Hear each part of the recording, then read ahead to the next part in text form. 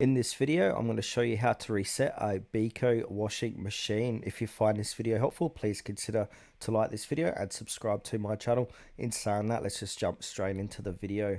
Alright, so resetting your Beko washing machine can resolve various issues such as unresponsive controls, error codes, or cycles that won't start or finish. Depending on your model, there are several different methods we can try. So the most common method is to turn off the washing machine using the power button and then unplug the machine from the power outlet. Then wait at least 2 minutes to allow the machine to fully discharge. Then simply plug the machine back in and turn it on. Select the wash program and press start. This method can help clear minor glitches and restore normal operation.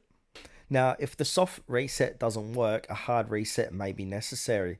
So go ahead and turn off the washing machine and unplug it from the power source. Press and hold the start pause button for about 5 seconds. While holding the button, plug the machine back in.